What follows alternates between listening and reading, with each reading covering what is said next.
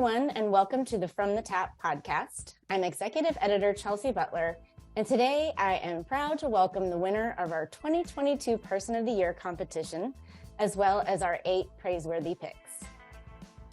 Be sure to subscribe to KBB's YouTube channel and click the like button on our videos.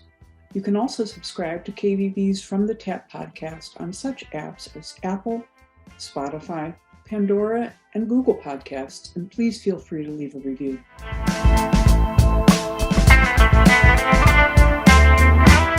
Jeanne Chung took the well-deserved honors this year, and we can't get to know more about her. So thank you so much for joining us, Jeanne. Good to be here. And we also want to welcome our 8 Praiseworthy Picks who are also here with us today. And they include Lila Collins, Jeff Dunlop, Tana Edler, Sharon Sherman, Maria Stapperfene, Ebony Stevenson, Wayne Turret, and Caitlin Wolf. Thank you all for joining me as well. We're excited. So we're lucky to have almost everyone with us today. We're hoping that a couple others come on, in the next few minutes or so. But without further ado, let's get to know more about each of the Praiseworthy Picks accomplishments. So we're starting out with Lila Collins, who's the owner and principal designer of her own firm, Manderly Home in Alamo, California. She and Manderly are dedicated to supporting Youth Homes, a nonprofit that furnishes safe spaces for children in the San Francisco foster care system. So Lila, let's start out by having you tell us about how your firm is woman-owned and minority business and why that is near and dear to you. It is dear to me. My father was an entrepreneur, and he was an immigrant that came to this country and started his own business. And so I think I always kind of had that blood in me.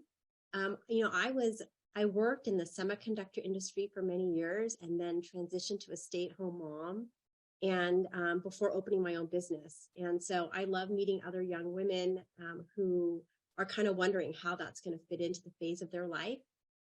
But it's been a journey and I love every minute of it. I also think it helps being a business owner to have that business experience. So that's been a blessing as well. All right, so tell us how you decided to get involved in youth homes and a little bit about the farmhouse you and your firm designed and furnished. Yeah, sure. So I'm in the San Francisco Bay Area. And when I started my business, I always kind of knew that I wanted to have a mission and a purpose that was tied to it, but I just didn't know, honestly, what it was going to be.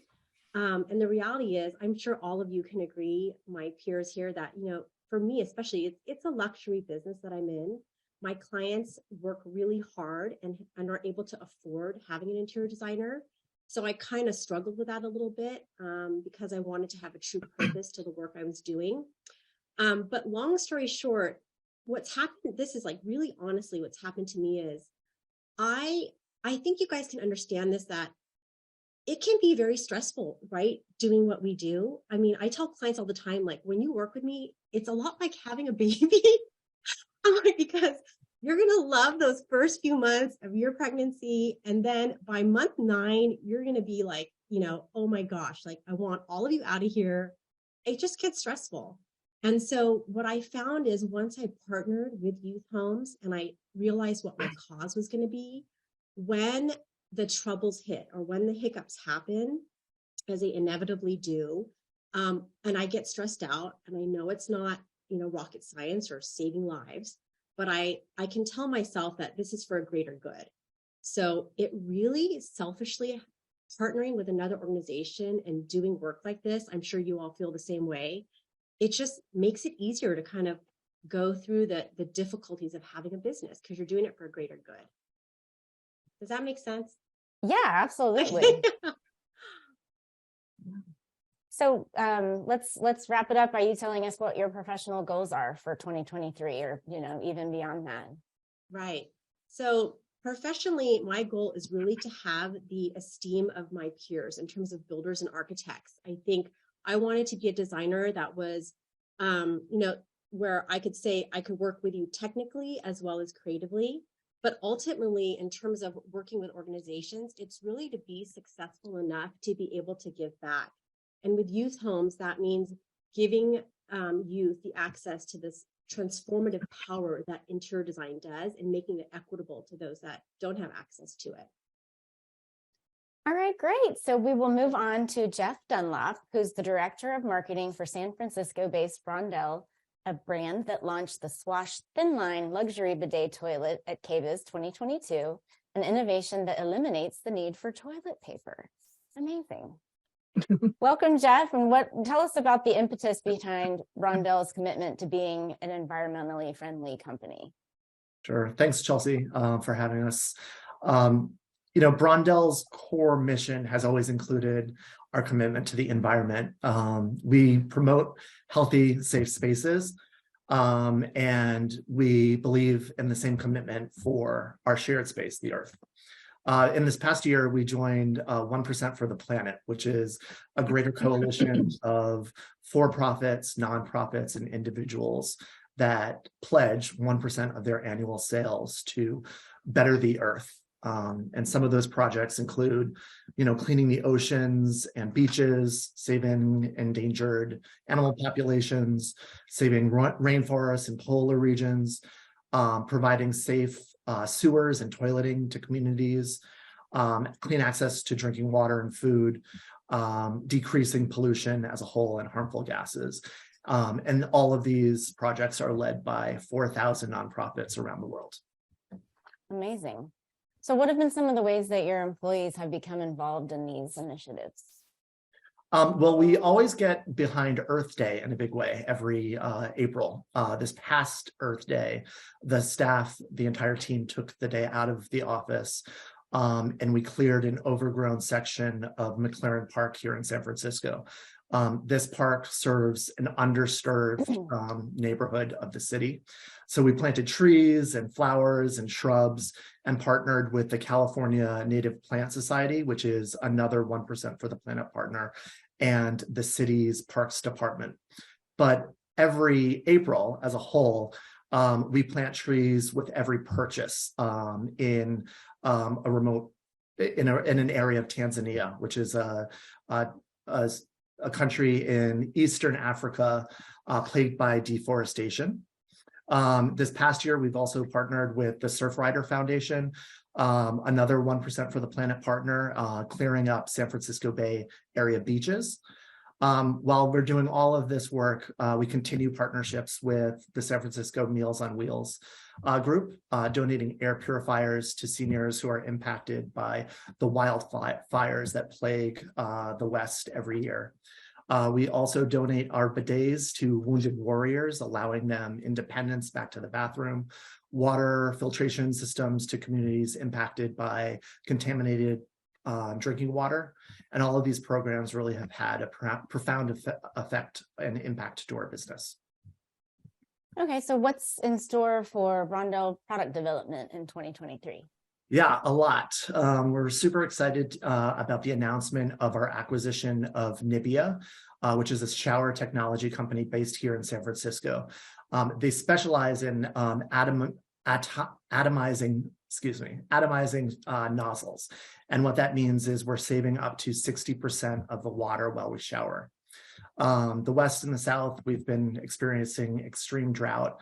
And Nibia technology has already saved a half a billion gallons of water so far. So at KBIS 2023, we launched the Core fixed shower head and the hand shower. These are beautiful shower systems that install in minutes with 50% water savings. The hand shower is the first shower on the market to be made out of recycled materials. And then we also introduced the world's first bidets to be made out of recycled materials. One of them, the slimmest electronic bidet on the market.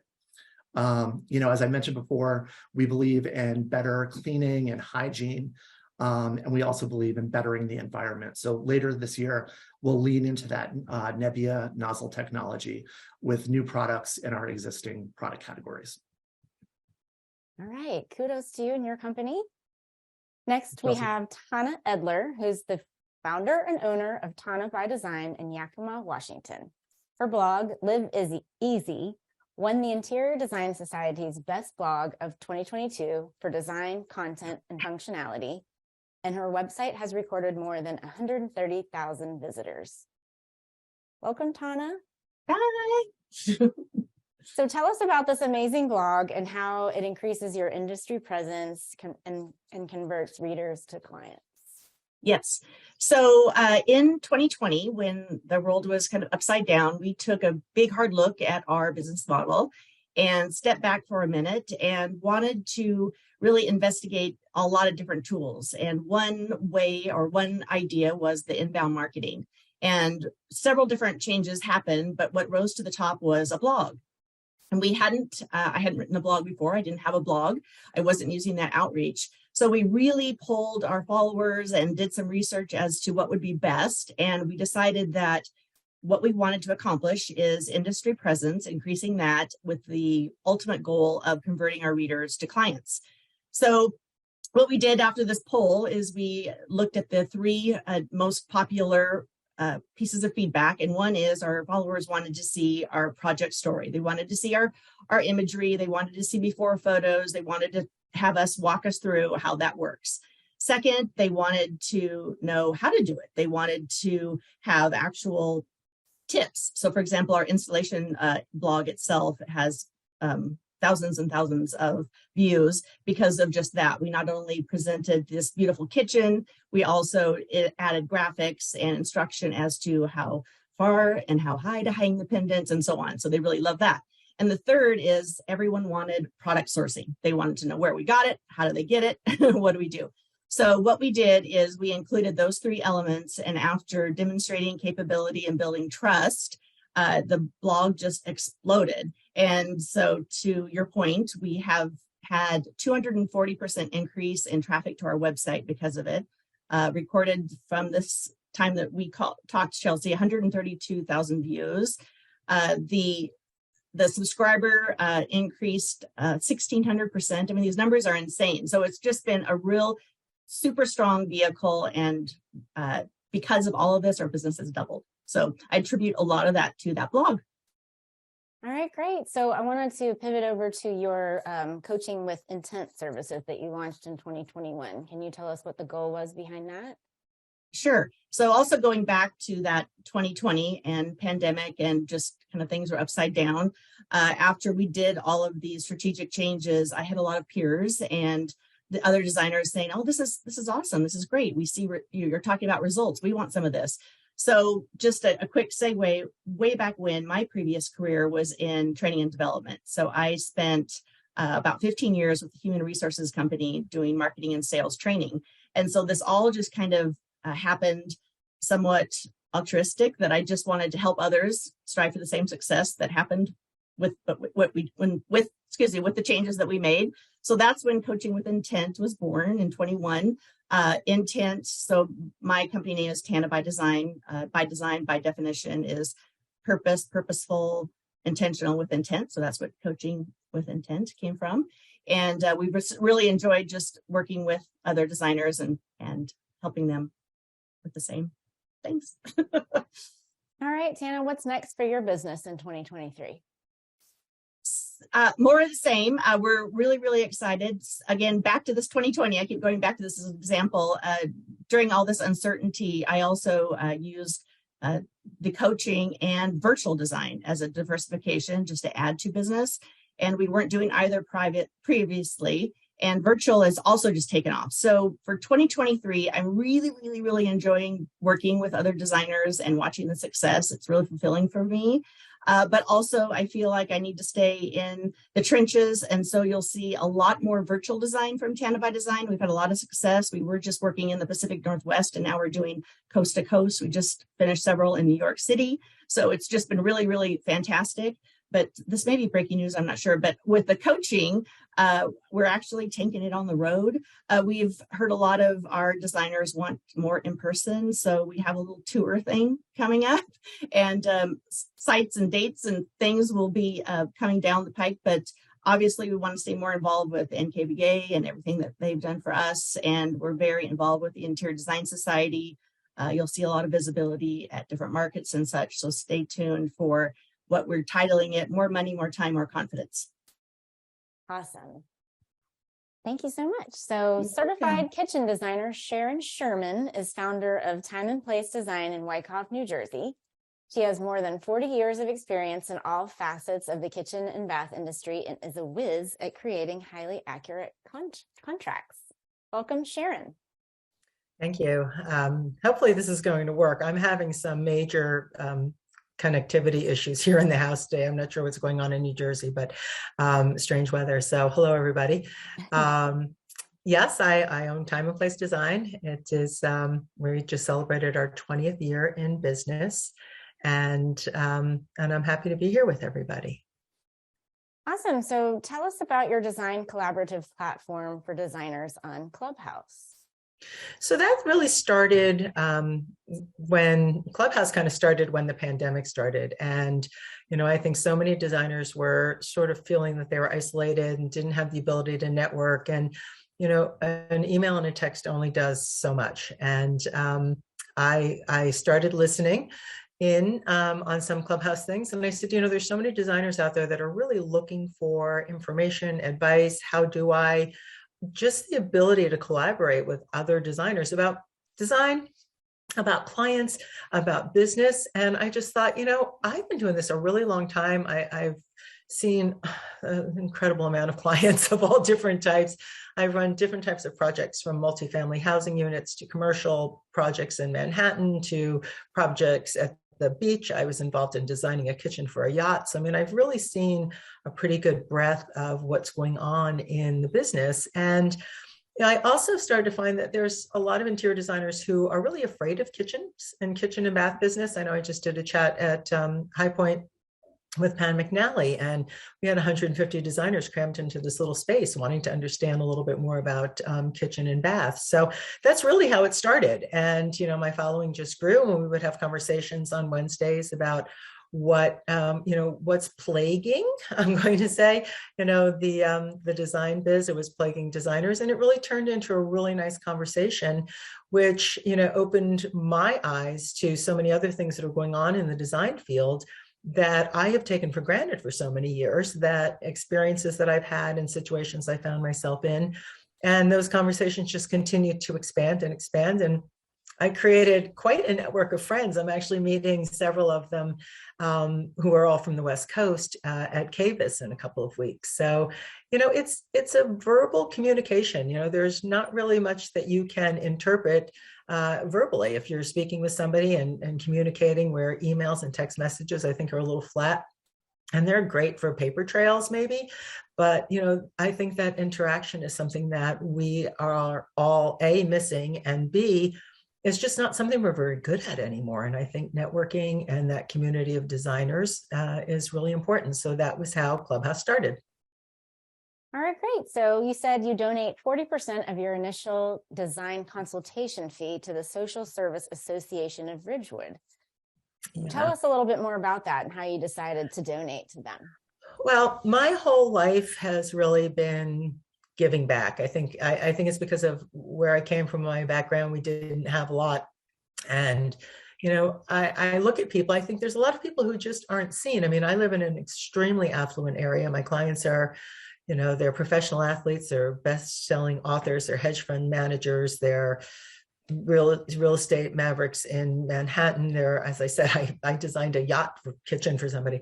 And I think a lot of those people that are not in that demographic, they're really kind of overlooked. And they're the people that are here working in our grocery stores, working in nail salons, doing, restaurant back end work. And I have always been involved in volunteer work. Even with my kids when they were small, I said, hey, you're not just checking a box to fulfill a requirement to be able to graduate. You really need to do things and you need to give back. So when I celebrated my 20th anniversary, I was coming up to it, I said, I really need to find something that is really serving the people in and around the area where I live and work. I've been very blessed. I'm very lucky. I'm successful. I have a nice life. And there's a lot of people out there that don't. And for me, it was the one, I'll call it charity, that serves the people in the 6 towns surrounding where I live in Wyckoff. So it's Wyckoff, Ridgewood, Glen Rock, Hohokus, and Allendale in Midland Park. And, you know, it's a big need. They're at the train station in the middle of Ridgewood. People walk past it all the time. I'm not even sure that they're there. And for Christmas, you know, everyone's talking about all things to do at Christmas, get your house ready on your blogs, do this for your blogs. And I said, you know, I really want to write about it. So that was what I wrote about my give back story. And it was just an initiative I decided that was important to do. Look, I charge to go at everybody's house. And, you know, I've said to people, it's this much money for me to come to your home. That's just what we charge. And then I said, you know, why don't I take some of that and do some good with it? So now I tell people I collect an in-home consultation, and 40% of it goes back to social services of Association of Ridgewood and Vicinity. So that's how I started that. And I'm going to continue it. I mean, I did it for 2 years, the year leading up to 2022, all of 2022. And now I've just decided it's just going to be a standard practice for our company. All right, great. So tell us what's coming down the pike for you and your firm in 2023 and beyond. I don't know. You know, I am open to seeing what happens. I have a lot of things I'd like to see happen. You know, I'd like to do some more writing. I did start a bit of a coaching business just for, you know, talking about contracts, right? That was something that came out of Clubhouse, and how many designers don't have good contracts. And I'm not a lawyer, but I have signed thousands of contracts through the year. I have a kid who went to law school, you know, and I think it's important to protect your business. And there's just so many aspects of it that are very important. And that combined with, you know, if you're an interior designer, you don't know anything about the kitchen and bath business, how do you start? What do you do? You know, what's important? How do you find a construction design and build team? How do you, you know, where do you buy products? How do you do all these things? And I keep getting all of these questions. You know, how do you sell a kitchen? It seems to be very, you know, such an unusual thing for interior designers if you don't learn it in school.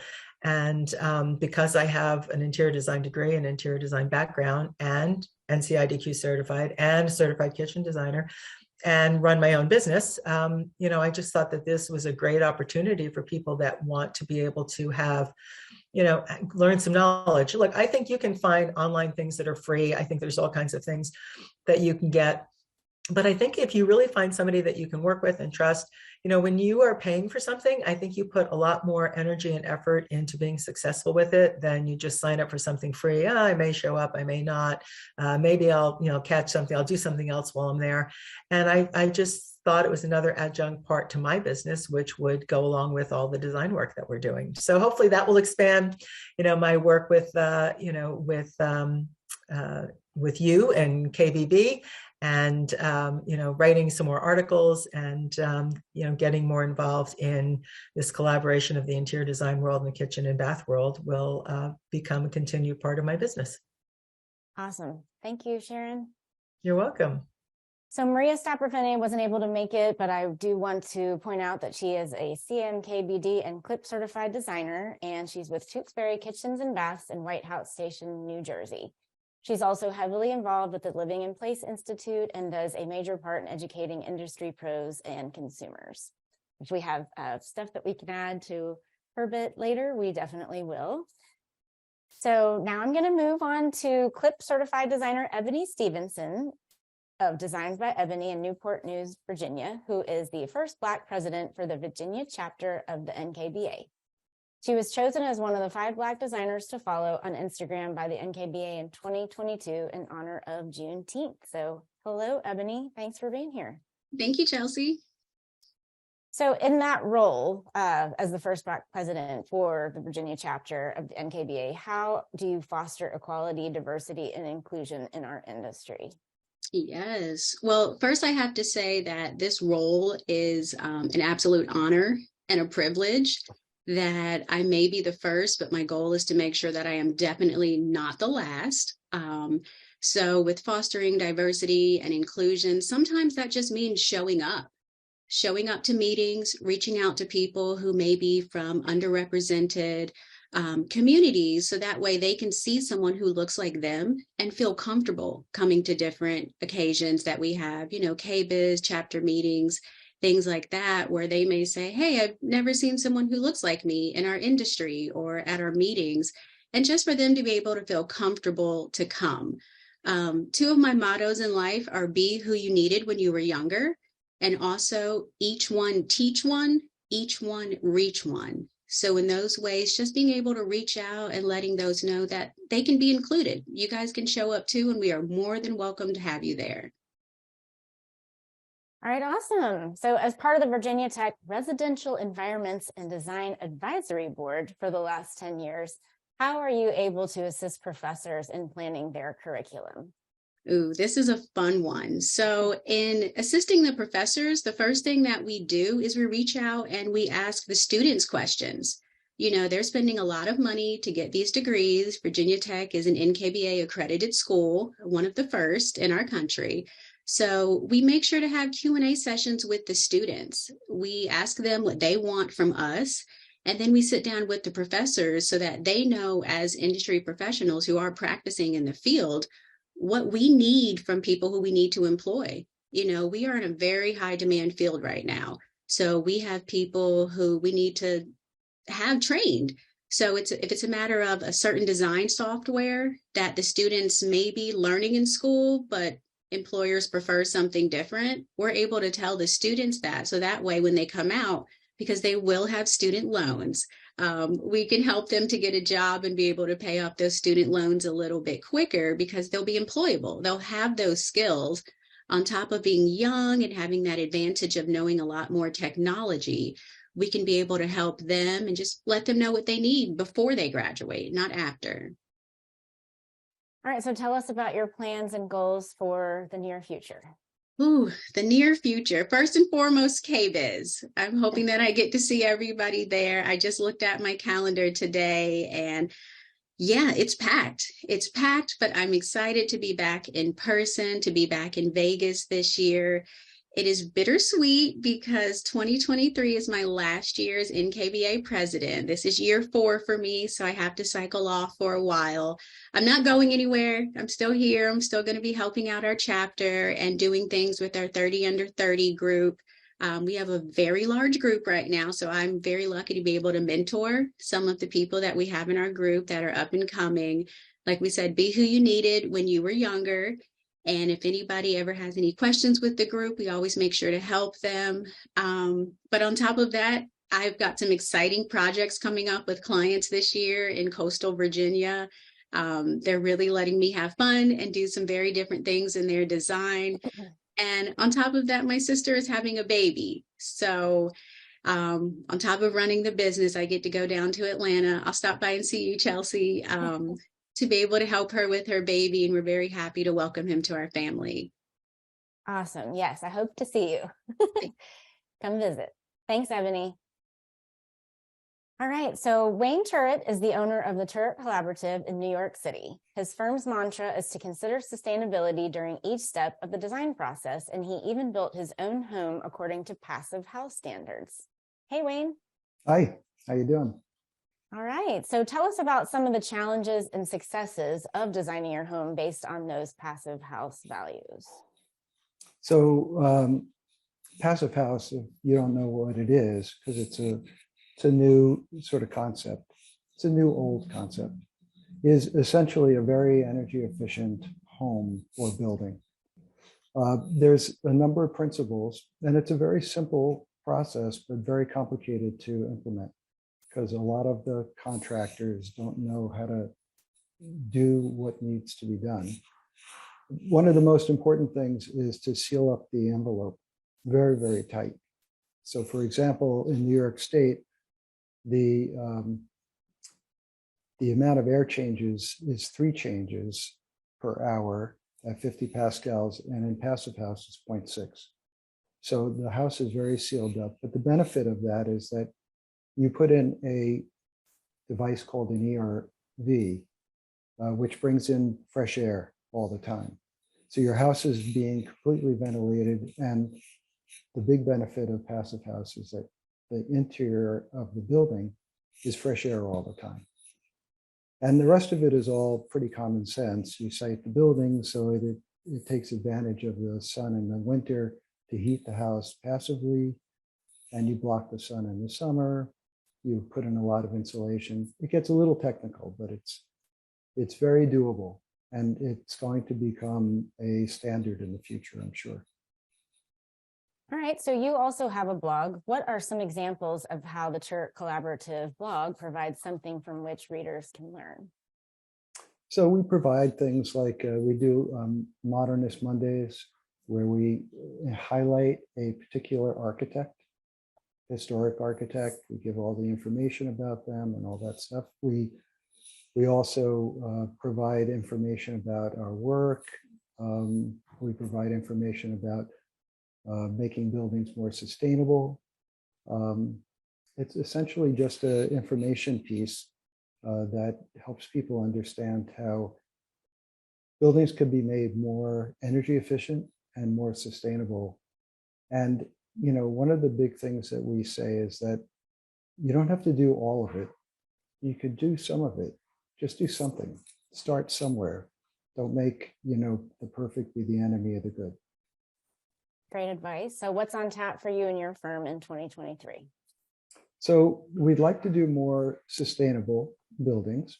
You know, sometimes our clients don't want to go all the way, so that's fine. We go ahead and we insulate as best we can. Some clients really want to go all the way, which is great.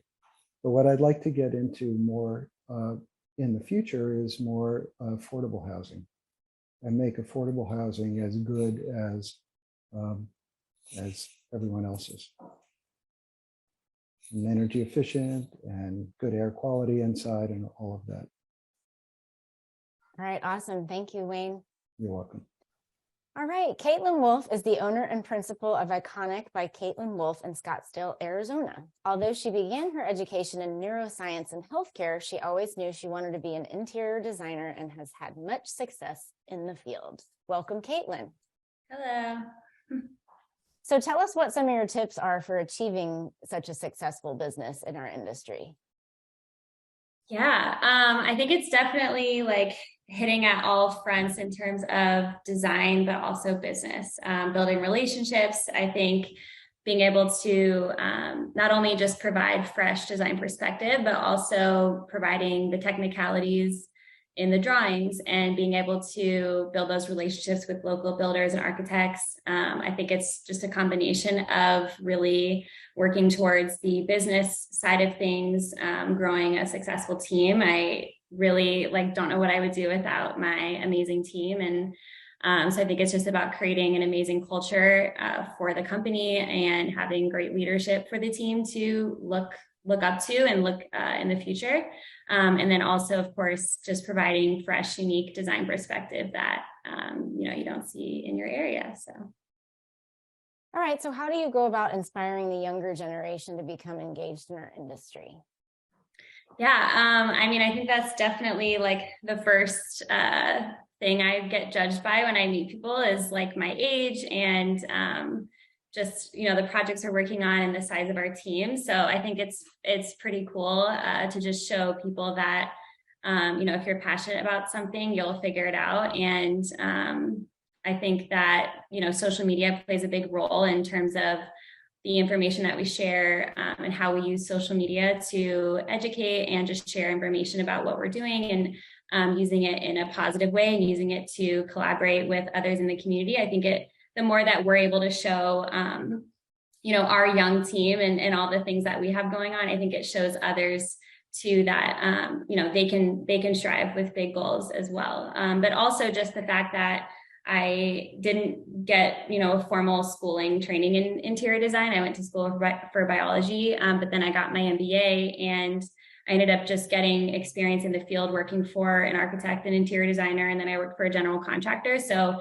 everything I learned on the job. And so I think it also just shows others that, again, if you're passionate about something and you want to do it, you'll figure out a way. So. All right, great. So what are your and your firm's plans for 2023?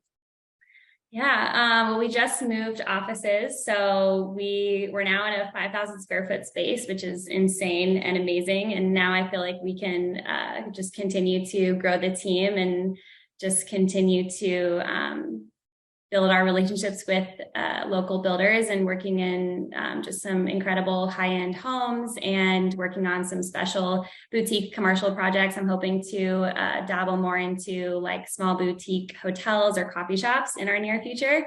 So we're working on some restaurants for the first time, which is super exciting. And then we're also looking at launching a small product line of custom furniture and lighting pieces. So that's what we have going on.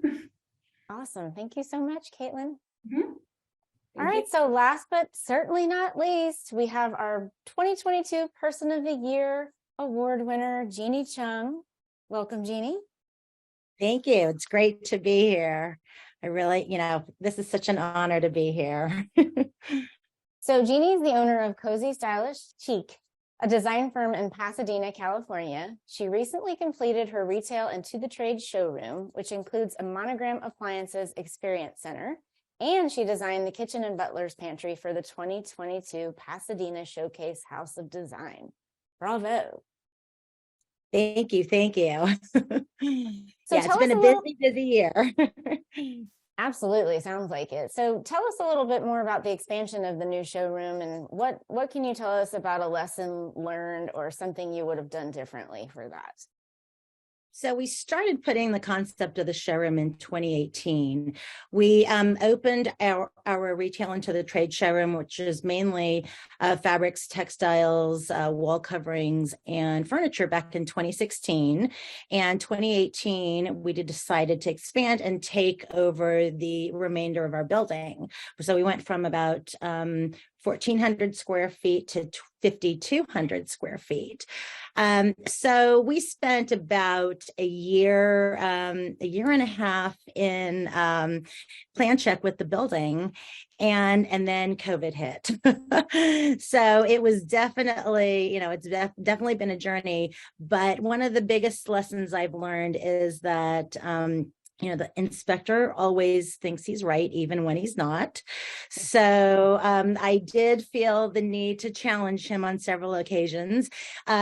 The best $500 I ever spent was on an ADA consultant to help us through that process. And, with that, I was able to challenge the inspector.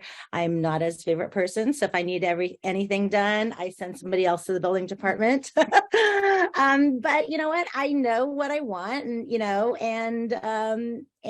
I was able to prove him wrong by doing that. So an ADA consultant is definitely the way to go. All right, great. So you are working on promoting a collaboration over competition mentality with other designers in your area. What was the impetus for that? So, as social media has grown, I've seen that there have been lots of design collaboratives online via Facebook groups, and designers have been really open with their information. And I didn't find that in my own local community. And I really wanted to do that in real life, traveling to different trade shows. I go to High Point, KBiz, and I've been doing that since I started 10 years ago. And I noticed that there weren't a lot of people doing that. And I was coming back and finding all these great resources.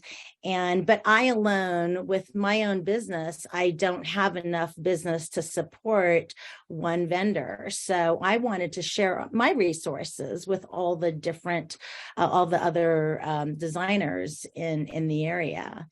So yeah, best practices in terms of design, how to use social media, younger designers, older, more experienced designers. I mean, I guess I should say less experienced designers, maybe students who are just coming out of school, and more experienced designers. We each have something to learn off of each other. A less experienced designer may have more experience in terms of social media, but the more experienced, who has many more years in business, can teach the younger designer about how to run a business or about contracts, just like Sharon previously said. All right, great. So you've been an advisory board member of Design Influencers Conference for a few years now. And as part of your role, how do you mentor fellow designers on driving a successful business? So I lead the roundtable discussions for the Design Influencers Conference. And with that, designers come and they just want to learn how do they partner with brands?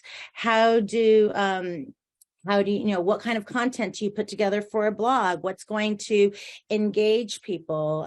What's going to, how do you add alternate revenue streams to the business?